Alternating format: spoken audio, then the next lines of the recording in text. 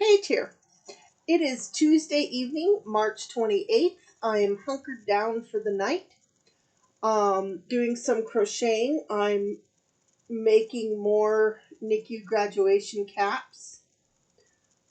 So I'm doing the beanie part, using up all that Red Heart Soft. Once I've used all that up making beanies, then I'm going to use the Super Saver to make the square thing that goes on top. So that's what I've been working on. But so I thought I would just tell a true story for today's video. But I'm not going to. I wanted to crochet while I told the story, but because I'm working with black yarn and I have my light turned, normally this light is turned and facing my work.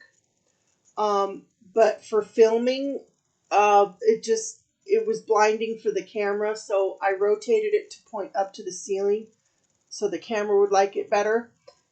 And then, so I'm filming on my laptop right now, and I have my phone flashlight shining on me because it was still kind of dark without that. Anyway, so I'm not going to crochet while I tell this story. It's actually kind of a short story. Really short, actually. But yeah. Okay, so back in, I would say around 2009, the winter of 2009, 2010, we had a little Chihuahua, a female Chihuahua. She was a purebred, but we lived in the Midwest, and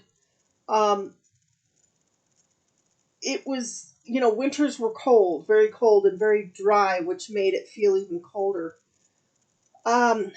So I crocheted a dog sweater for our Chihuahua. Her name was Chiquita. And I crocheted it with either Super Saver. I want to say it was Red Heart Soft. Not 100% sure. It was either Red Heart Soft or Red Heart Super Saver.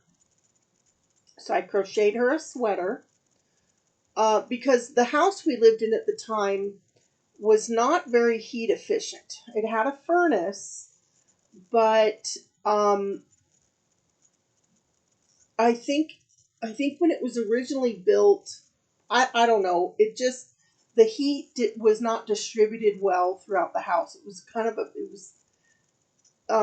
in the Midwest, houses that were built not recently, but in the 1900s, like a century ago, or the first half of 1900s, they made the ceilings very, very high. And someone told me that the reason they did that was so that smoke from the wood-burning stoves or whatever would raise above the level of people's faces as they walked around the house so they could breathe.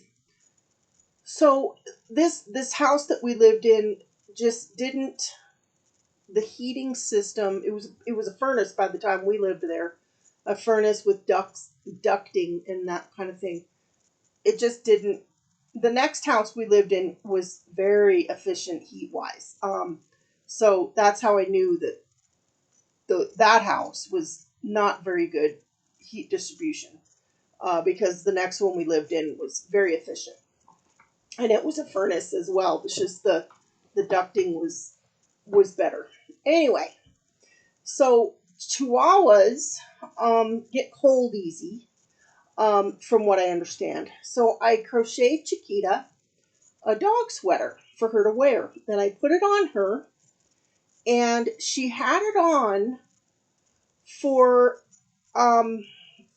2 days, maybe going into 3 days. I made sure that her bottom half was clear for her to be able to go to the bathroom. It didn't bother, but I put it on her and I left it on her because we were in a cold snap. It was cold night and day, and I thought that would be a good thing, right? Well, I noticed, like on day 3, that she wasn't eating or moving much. Um, and I thought, oh, you know, she doesn't feel good. There's something wrong. She just wasn't acting right at all. Um, and I was worried, and I thought, what are we going to do? You know, and I thought, and I thought about it. And I believe in prayer. I believe that we can pray and ask God to help us figure stuff out, big stuff and little stuff. So I said a little prayer to kind of get some guidance on if should I rush her to the vet right away or try some things, or just to see, maybe observe her for another, because she hadn't, she just wasn't eating much, and she just was laying down, and just wasn't her usual self.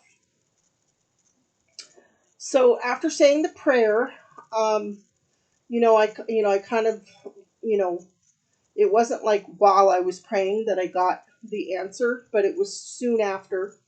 I felt impressed to take the sweater off. So I took the sweater off.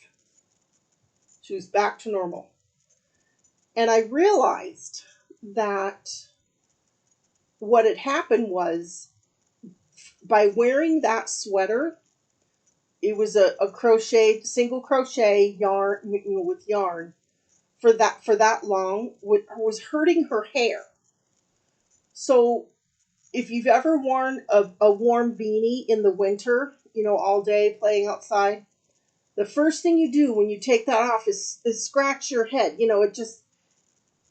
It hurts the roots of our hair to have a warm beanie on for extended periods of time, and I feel so bad. I didn't even think of it, but God helped me figure it out. Took it off. She was all back to normal. I didn't have to take her to the vet, and I never did that again. So that's my little story there. I wonder if it had been like a store-bought lined doggy coat, where it's slippery. I wonder if my guess would be that may not have happened, or might not have been as much of a problem, because the slippery silkiness of, like, how jacket linings, especially like the linings of the sleeves, are a slippery silky fabric, that it would not have been as uncomfortable on the roots of her fur, of her hair. So yeah, um, I'm grateful that I was able to figure out what was wrong and solve the problem quickly, and that she felt better right away. So that is the little story that I wanted to share, and that's my post for today. Tomorrow I have, a lot to do. I've got a client.